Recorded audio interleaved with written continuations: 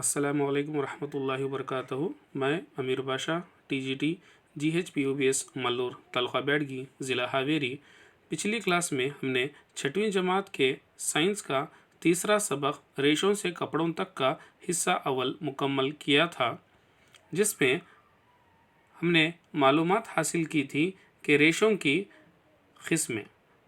दो किस्में होती हैं। नंबर 1 कुदरती रेशे और दूसरा तालीफ़ी रेशे। इसके मुताल्लिक़ से हमने मालूमात हासिल की थी। कुदरती रेशे दो तरह होते हैं।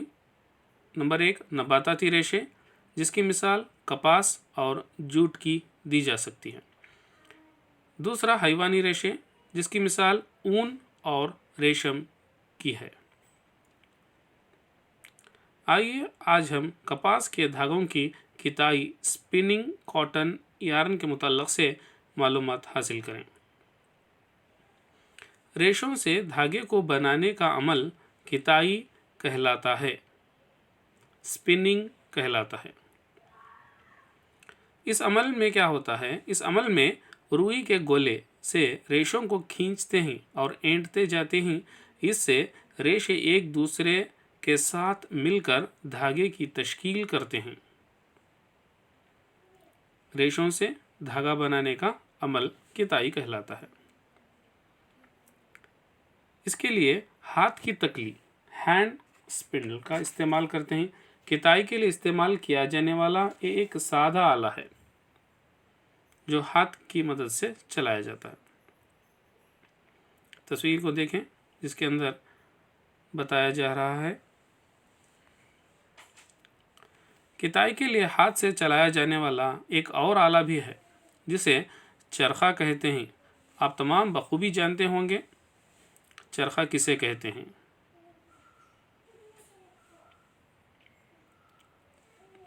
बड़े पैमाने पर किताई का काम मशीनों की मदद से अंजाम दिया जाता है। किताई के बाद धागों का इस्तेमाल कपड़े बनाने में किया जाता है। यहाँ पर तवज्जो से इस बात को हमें ज़हन नशीन कर लेनी चाहिए कि बड़े पैमाने पर किताई का अमल मशीनों के ज़रिए किया जाता है।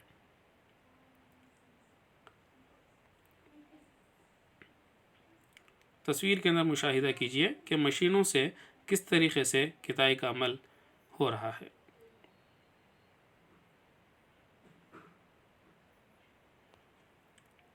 धागों से कपड़े यार्न टू फैब्रिक। धागों से कपड़े बनाने के कई तरीक़े हैं। कपड़े बनाने के दो ख़ास तरीक़े हैं जिसे बनाई, वीविंग और निटिंग या नीडिंग भी कहा जाता है। इसे बुनाई कहते हैं। बनाई वीविंग, कपड़ा बनाने के लिए धागों के दो सेट को एक दूसरे के साथ तरतीब देने का अमल बनाई कहलाता है। आइए तस्वीर के ज़रिए देखते हैं किस तरीक़े से दो सेट को एक दूसरे के साथ तरतीब दिया जाता है। पेपर स्ट्रिप का इस्तेमाल करते हुए इस तरीक़े से एक दूसरे के साथ तरतीब दिया जाता है। अगर इस तरीक़े से इसको मुकम्मल कर दें तो तस्वीर कुछ इस तरीक़े से हमें दिखाई देगी। एक तरफ स्ट्रिप्स को कट किया जा रहा है, दूसरी तरफ किताई का अमल दिखाया जा रहा है।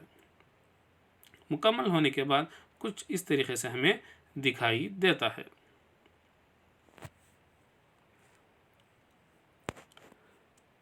कपड़ा बनाने के लिए धागों के दो सेट को बिल्कुल इसी अंदाज में बुना जाता है।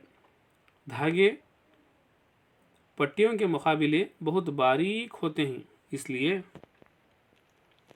कपड़ों की बनाई का काम घरों में अंजाम दिया जाता है या तो इन्हें हाथ से चलाते हैं, ये फिर बिजली से चलाया जाता है। देखिए हाथ से किस तरीक़े से ये बनाई का अमल, वीविंग का अमल बताया जा रहा है।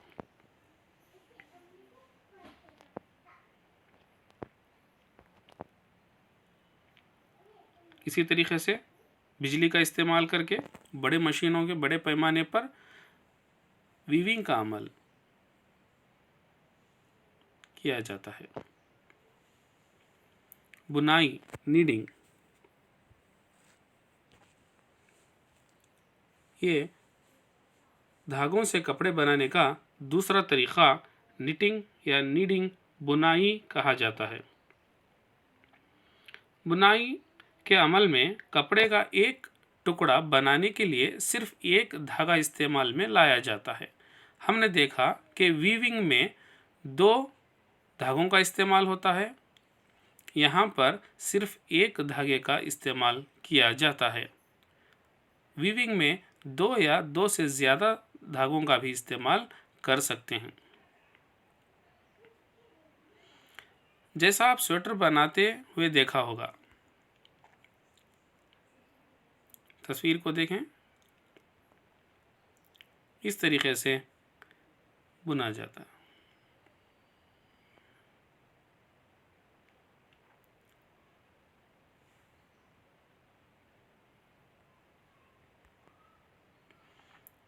अगर इस स्वेटर का सिर्फ एक धागा खींचें तो मुसलसल तौर पर खींचता चला आता है और कपड़ा उधड़ जाता है। मोज़े और दीगर कपड़े भी निटेड फैब्रिक के बने होते हैं। कपड़े बनाने के मादों की तारीख। पुराने ज़माने में लोग कपड़े बनाने के लिए कौन कौन से मादों का इस्तेमाल किया करते थे। ये मालूम हुआ है कि उस ज़माने में लोग अपने जिस्म को ढकने के लिए दरख्तों की छाल और बड़ी बड़ी पत्तियों या जानवरों की खाल इस्तेमाल करते थे। तस्वीर के अंदर भी देखें, पत्तियों और खाल का इस्तेमाल किस तरीके से किया गया है।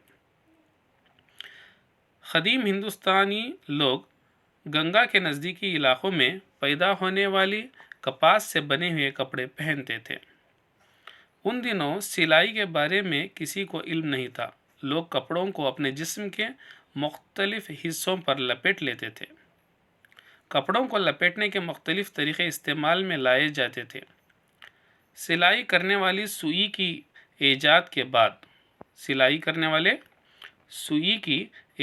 के बाद लोगों ने धागों से कपड़े सीने का काम शुरू कर दिया।